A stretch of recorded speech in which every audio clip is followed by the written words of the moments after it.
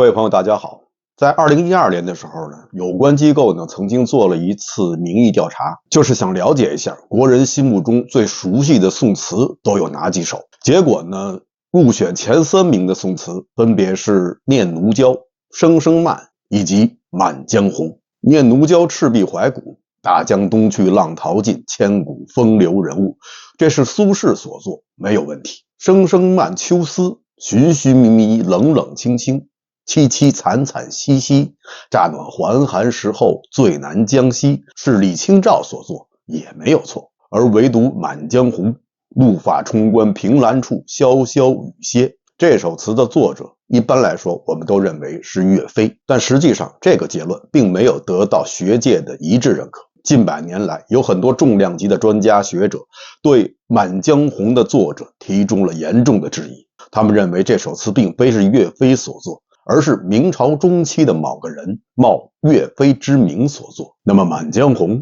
到底是不是岳飞的作品？今天呢，我们就来聊聊与这首词有关的话题。如果说这首词不是岳飞所作的话，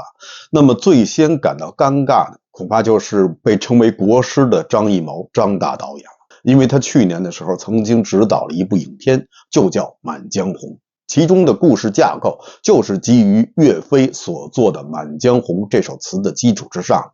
如果这首词不是岳飞所作的话，那么这整个的剧情也就算塌了方了。说起这部电影啊，我还真是用的最快的速度看了一遍。看完这部片子以后，我这个曾经的小小的历史课代表不禁地发出了一声慨叹。张导的影片想必在制作经费上不会太拮据，而且既然能够请得起雷佳音、易烊千玺、沈腾、岳云鹏这样的明星，相信也可以请得起一个历史顾问。而且我相信以目前的行情，请一个历史顾问的价钱应该不会超过给易烊千玺请一个餐饮助理。如果真的有一个称职的宋史顾问的话，想必这部片子中就不会出现那么多令人啼笑皆非的硬伤。比如说硬伤一，片中易烊千玺扮演的角色当时的职务是亲兵副统领，后来他因为在秦桧面前立了功，秦桧马上当众宣布升他为宰相府总管，官居一品。这么短短的一个情节呀，有点像我们在电影中看到的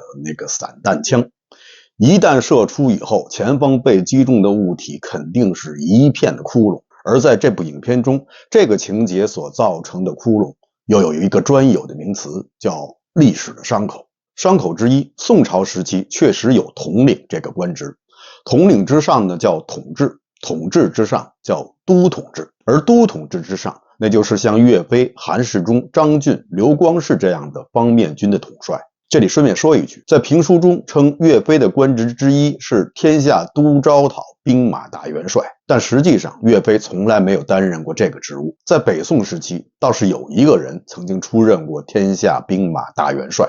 这个人就是当时的康王赵构。他在出使金营回来以后被任命为天下兵马大元帅，负责在河北地区招募义军。又有一种说法呢，是说任命他的官职实际上是河北兵马大元帅，这个官职一般都是由皇室人员担任，岳飞自然不可能担任这个官职。其实大家想想也可以明白，如果岳飞是天下兵马大元帅的话，那又将比他资历更老的韩世忠、张俊、刘光世他们置于何位呢？当年高宗赵构收回他们几位兵权的时候，将他们任命为枢密使和枢密副使。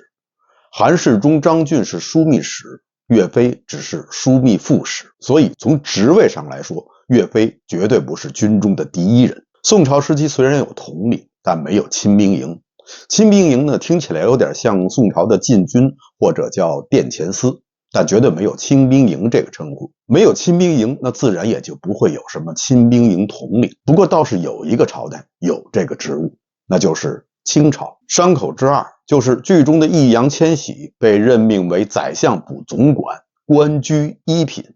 我估计看到这儿大家恐怕都乐了，编导不光说是不通宋史，而且可以说是无史可通。官居一品是什么概念？在南宋时期，枢密使也不过是纵一品，秦桧是独相，那才是官居一品。另外一些一品的官职大部分是一些荣誉的头衔，比如说太保、少保、太傅。太师等等，这只是一些虚衔，并没有实质。比如说岳飞，他是枢密副使，纵二品，但他又是少保，少保是正一品，不过少保只是荣誉头衔。秦桧这个一品竟然能够任命自己的宰相府总管为一品，那他们俩到底是谁管谁呀？难道宰相府总管也总管秦桧吗？而且宰相府总管说起来不过是秦桧的家臣或者是幕僚，在朝中本应该没有任何的职衔。应商之三，亲兵营听起来这个名称更像是皇帝身边的警卫部队。秦桧居然能将皇帝身边的警卫部队的长官提拔为他宰相府的总管，那秦桧是想要干什么？难怪赵构在秦桧死以后长舒一口气，私下里对人说：“朕今日实免薛中至刀矣。”如果秦桧真的如此大胆的话，那么赵构在靴子里藏把刀肯定是不够用的，估计得揣着一把散弹枪。应商之二，剧中的人还提到了狸猫换太子这个故事。拜托，狸猫换太子这个故事是出自于元杂剧，南宋时期并没有这个故事，即使有，剧中的人也肯定不敢提及。狸猫换太子说的是宋真宗时期刘娥的故事，当然了，这个故事纯属虚构，历史上是绝无此事。不管有没有，宋朝的官员不会拿赵家皇室的事开玩笑。应商之三就是剧中的称谓，大家经常听到的就是什么沈大人、张大人等等等等，官员之间彼此都称呼为大人。可是在历史上，称呼官员为大人是始自于元朝，明朝、清朝的时候最为盛行，而宋朝时期没有这样的称呼。有大人这个称呼，但只是专指自己的老爸，称爸爸为大人。所以剧中人这样相互称呼大人，在宋朝人看来就是易烊千玺管岳云鹏叫爸，岳云鹏也管易烊千玺叫爸，同时也管沈腾、雷佳音叫爸。以前有个综艺节目叫《爸爸去哪儿了》，现在才知道爸爸都在这儿呢。而且都这么称呼，那些官员的夫人们肯定也有意见。我们家的官人在外面到底有多少私生子啊？甚至有的私生子怎么看起来比我们家官人岁数都大呀？那么在宋朝应该怎样称呼那些有官职的人呢？一般都是直接称呼他的官职。如果老百姓不知道对方具体是什么官职的话，那就简单的称呼他为官人即可。宋朝时期如果是平辈论交，或者是称呼辈分比自己低的人的话，一般如果关系比较熟的话，就直接称呼对方的字，这样显得很亲切。如果是长辈的话，那就称呼对方为公或者是丈。宋朝不会称呼外人为大人，自然也就不会称自己为小人。不过大家看《水浒传》肯定会发现，那里面很多的自称都是小人，都是大人如何如何，小人我如何如何。但实际上这种称谓是明朝的称谓，施耐庵是在用明朝的称谓来说宋朝的事。明清时期才是大人小人满天飞，成了一个普遍的称呼。这只是表示当时社会尊卑之差异常的分明。我们现代人一般都是自称为我，当然了，也有一些自降身份的称呼，比如说于、毕、毕、韩、陋等等，但这些只是表示自己一种谦逊的态度，并不是真的把自己放在低人一等的位置上。多数情况下，一般的老百姓就自称为物、我、卯，如果年龄大的话，可以称自己为老汉、老身等等。在中国古代的很多时期，尊卑的观念远远没有明清时那样强烈。汉朝时期是没有跪拜之礼的，除了祭天、祭地、祭父母以外，人们不会去跪拜，不管是见官员还是见皇帝。汉朝时期的老百姓路上遇到官员的话，也不必跪下行礼，只是让到路边即可。如果你是一名年过七旬的老者，那你根本就不用给官员让道，你就可以站在路中间等着官员来向你行礼。如果你对这名官员有什么不满的话，那你就可以拿着手中的杖直接打这个官员，没事儿，打了白打。这根手杖可不是一般的手杖，在汉朝时期这被称为王杖，又被称为鸠杖。被称为鸠杖是因为这个杖的头部是斑鸠的形状。据风俗通记载，当年楚汉战争的时候，项羽曾经追着刘邦，把刘邦追到了丛林之中，刘邦就躲了起来。项羽四处寻找都没有找到，后来项羽听到了斑鸠的鸣叫声，他就以为刘邦肯定没有藏身在丛林之中，所以他就撤兵了，刘邦就得救了。为此，刘邦认为是斑鸠救了他，视斑鸠为吉鸟。他也将吉鸟这个形状刻在了老人杖的杖头之上，这是一种祝愿，同时也是权力的象征，是老人权力的象征。此王杖相当于天子的节信，不管是谁，如果殴打持有王杖的老人的话，都将会被判以弃市。试想一下，如果现在也开始实行汉朝时期的这项法律的话，那么相信能够有效解决市容城管部门的人员过多的现象。唐宋期间也是一样，虽然尊卑观念有，但至少没有表面上表现的那么明显。但是从元朝开始，这种情况就发生了变化。蒙古人本来是没有什么上下尊卑的观念的，但是在取得政权以后，耶律楚材就颁布了一系列的规定，强化皇帝与贵族之间的尊卑观念。到了明朝，特别是明朝中期以后，这种尊卑观念就愈加的强烈。到了清朝，那就更不用说了。见到皇帝要行三跪九叩之礼，在以前，三跪九叩之礼是只有在祭天的时候才会用的。见了官员要称呼为大人，而自称为小人。到了后来，甚至见了县官都要称呼为县太爷。太爷，这以前是汉人对自己直系长辈的称呼，现在都改成了对那些官员们叫爹叫爷了。汉人的称呼，尤其是自称，唐宋以来，特别是明以后，呈断崖式的卑贱化，人们到处的叫爹叫祖宗。到清朝时期，甚至连奴才都不敢自称，到最后竟然称自己为蚁，这就已经不是人了，而是异化成了另外一个物种。在这种尊卑制度之下，人们已经失去了基本的自尊，而把自己当成了奴隶，这就是奴化的成功。我们现在在很多影视剧中还能看到这种奴化的成果，比如说很多的影视剧就像这部《满江红》一样，仍然大量的沿用大人小人这样的称呼，那是因为他们觉得自古以来中国人就应该这样称呼，这样自称。应商之三剧中的沈腾曾经朗诵了一首词，红了樱桃，绿了芭蕉，这确实是一首好词，而且也确实是宋词，是出自于南宋词人蒋捷的《一剪梅，舟过吴江》，其中的流光容易把人抛，红了樱桃，绿了芭蕉，这几句成为了千古绝唱。蒋捷也被称为樱桃进士。不过问题是，蒋捷是在公元1274年中的进士，5年以后南宋王朝就灭亡了，所以蒋捷是南宋末年的人，而剧中所呈现的是南宋初期的情况。南宋初期的人怎么有可能吟诵起南宋末期才有的诗词呢？类似这样的问题其实并不难发现，只要稍微的认真一点，应该就不会犯这样的低级错误。在这部剧中呢，还说《满江红》这首词是岳飞临终前所作。当然了，这一点不能说成是这部剧的硬伤，因为关于《满江红》的创作时间至今仍然没有定论。宋史专家王增瑜先生推测，《满江红》是创作于绍兴4年。这一年呢，岳飞率领岳家军克服了襄汉，而且他本人也荣升为节度使。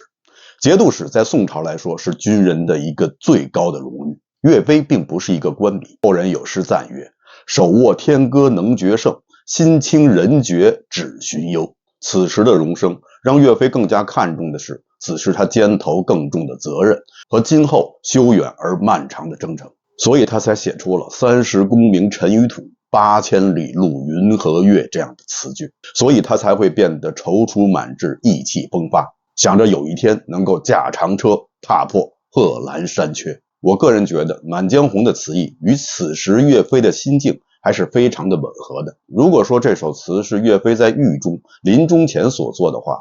那么词中的壮志饥餐胡虏肉，笑谈可以匈奴血，待从头收拾旧山河，朝天阙这样豪气干云的词句，恐怕很难反映当时岳飞真实的心境。我们再来说说关于《满江红》的第二个话题，就是《满江红》到底是不是岳飞所作？在上个世纪30年代以前，岳飞是这首词的原作者，这一点是没有任何争议的。到30年代以后，当时一名著名的学者叫于嘉熙，在他的一本著作中，对《满江红》一词的作者岳飞提出了质疑。于先生认为，最早出现《满江红》这首词是在公元1498年的浙江杭州的岳庙。而后到了公元1536年，也就是明嘉靖年间，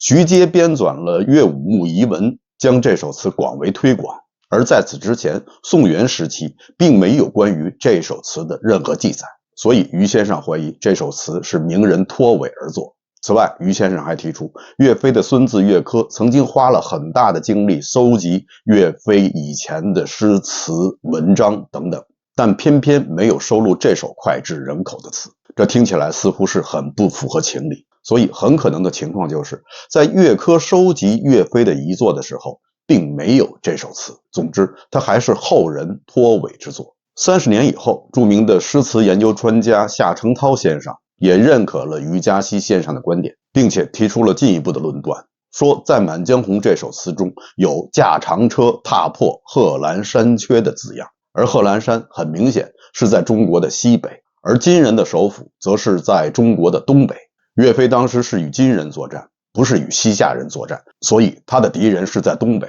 而不是在西北。那么踏破西北的贺兰山也就变得非常的奇怪了。夏承焘先生进一步推断，这首词很可能是出自于明朝中期的一名边关大将王岳之手。王岳当时曾在西北与鞑靼作战。台湾的学者李敖先生也认为《满江红》非岳飞所作。这些观点提出以后，马上就遭到了另外一些学者的反对，其中包括一代词宗唐圭章先生以及宋史大家邓广明先生。他们对于以上的那些观点一一做了回应，认为《满江红》就是岳飞所作。首先，为什么在宋元时期没有出现《满江红》，而只是到了明朝中期以后才出现呢？全宋词的作者唐圭章先生就曾经说过，说宋朝时期的一些文学作品没有出现在宋元时期，而是出现在明清时期。这一点呢，其实并不罕见。在历史上，这类的事情也很多。比如说，韦庄曾经写的《秦妇吟》，也是在900年以后才被人们发现。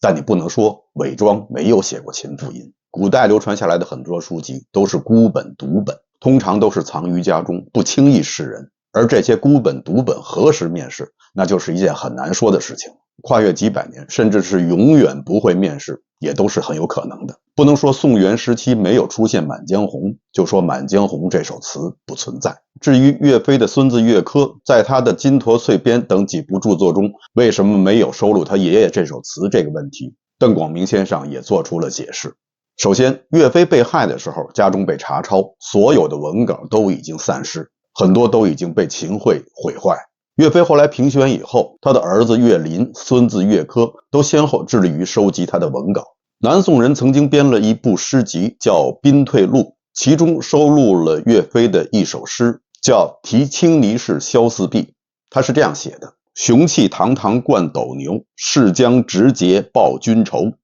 斩除顽恶还车驾，不问登坛万户侯。这首诗很确定是岳飞所著，但并没有被岳林或者是岳珂所收录。所以既然能够遗漏这首诗，那么也有可能遗漏了《满江红》。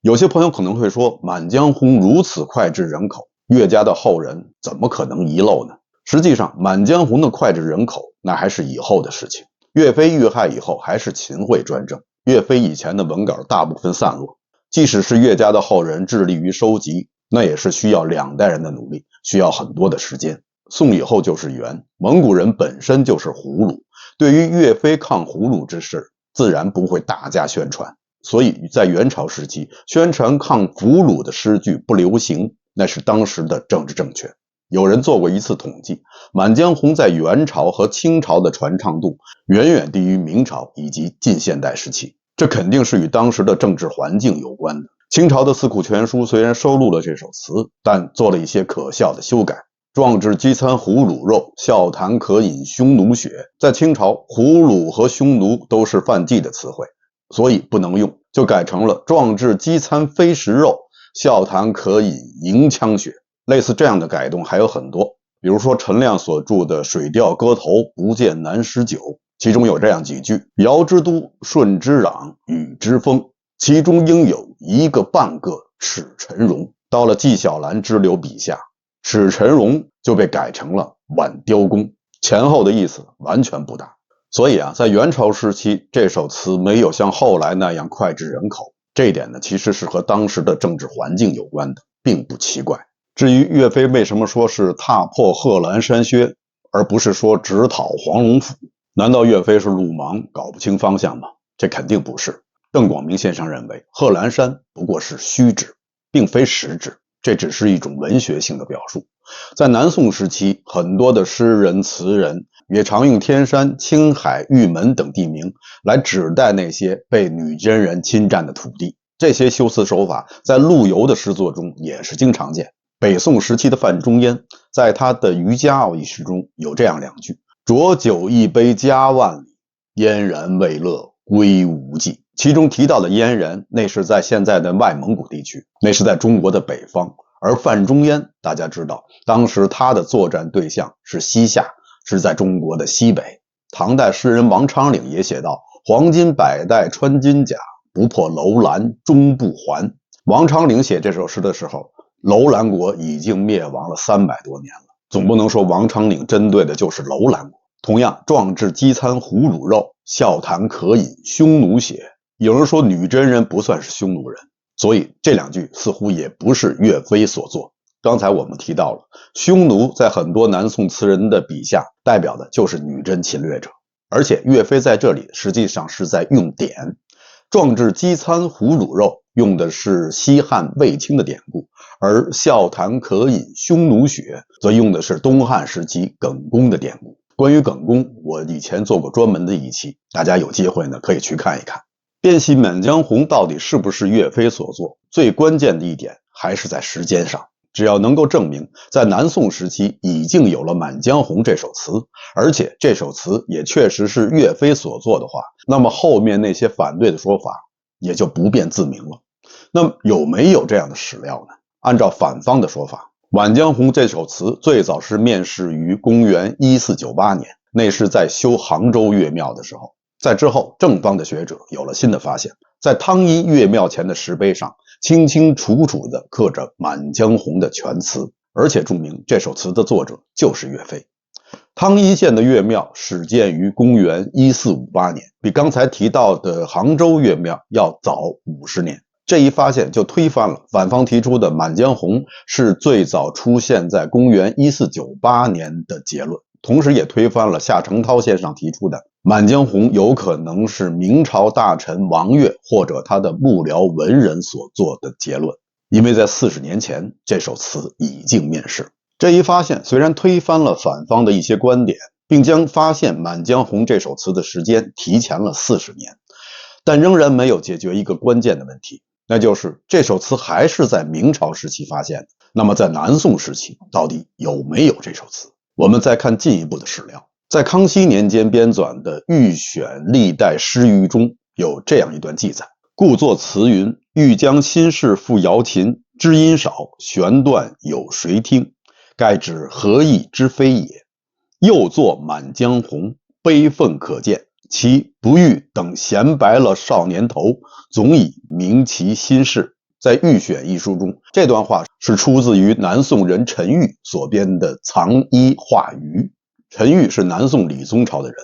根据这段记载，那就说明南宋人陈玉他是知道岳飞写了《满江红》的，这应该可以成为一个直接的证据。只要我们在陈玉的原作《藏医话语》中找到这段话，就可以证明《满江红》在南宋时期的存在。但很可惜的是，《四库全书》中收录的《话语》一书中并没有找到这段话。那么是不是《御选》一书中对这段记载有误呢？我觉得这不大可能。首先，《御选》一书是编写于清康熙年间，《四库全书》是在以后的乾隆年间。那么会不会存在这种可能性？编写《御选》一书中确实在《话语》一书中看到了这段话，明确表明《满江红》在南宋的存在。而到了乾隆年间，在修《四库全书》中看到的《话语》一书则是另外一个版本。大家知道，古书通常有很多种版本，每个版本之间有所不同，这也是司空见惯之事。很可能编写《四库全书》中看到的版本中并没有这句话。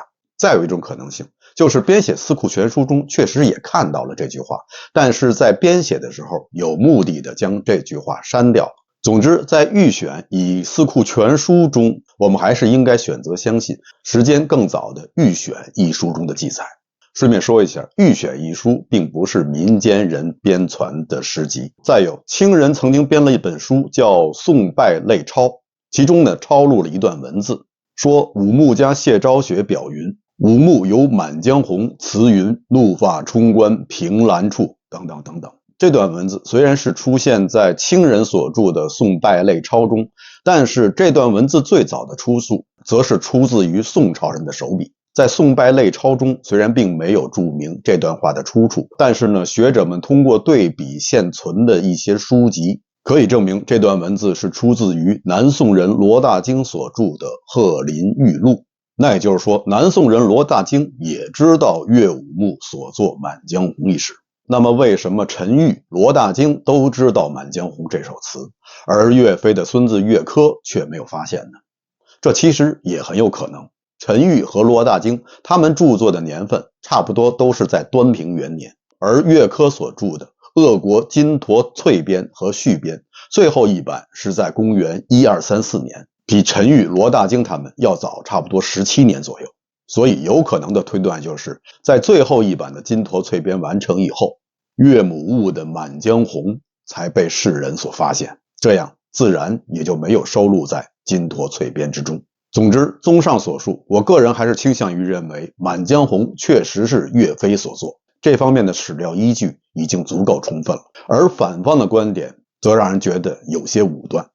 不能因为岳珂没有收录《满江红》就认为《满江红》不存在。岳珂可能根本就没有见到这首词，或者说他见到了，但出于某种原因他不想收录。同样也不能说在宋元时期没有《满江红》这首词的记载，就判定《满江红》并不是岳飞所作。我们现在所能看到的宋元时期的书籍毕竟很有限，而就是这些有限的书籍，也不是一一都被学者们翻阅过，更不用说还有大量的未被发现或者说已经消失的宋元书籍呢。如果简单的就从《满江红》中所说的贺兰山和匈奴胡虏一词中推断这是名人所作的话，那么又如何解释在这词中出现的靖康耻忧未雪这个明显具有南宋朝历史背景的词句呢？又如何解释待从头，收拾旧山河，朝天阙呢？明朝时期的鞑靼也好，蒙古也好，他们控制的区域就是他们以前生活的地方，并没有占有明朝人的土地，所以明朝人谈不上什么收拾旧山河，而收拾旧山河也是明显的符合南宋时期的时代背景的。顺便说一下，汤阴的岳庙是始建于公元1458年，是由当时一名叫徐有贞的人倡议修建的。徐有贞是谁？以前我们好像讲过。土木堡之变，明英宗朱祁镇被俘以后，当时在北京的徐有贞提出要马上迁都于南方，如果他的提议被接受的话，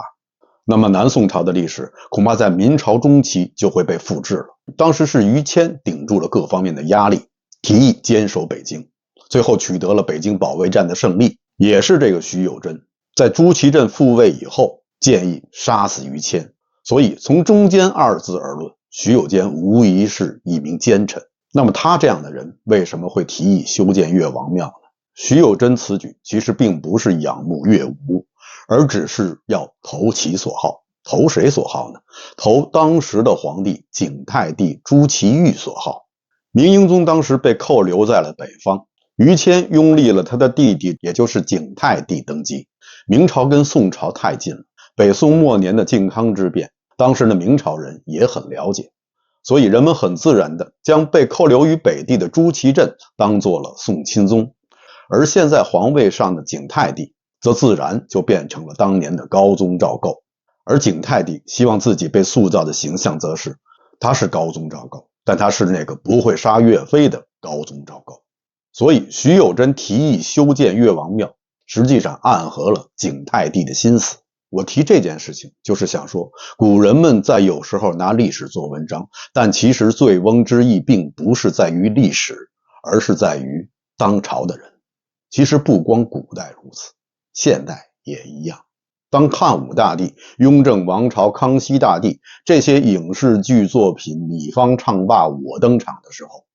我们有些人看到的只是历史，哪怕这些历史是已经被修饰过的，但还有一些人他们看的并不是历史，他们会对号入座，这些影视剧的制作者们也自然知道如何投其所好。所以对于有些人来说，历史的本来面目其实并不重要，最重要的是他希望历史变成什么样子。好的，以上就是本期节目的全部内容，感谢大家收看，欢迎大家点赞订阅。这里是风下杂谈 ，Frank 为您带来有温度的历史，咱们下期节目再见。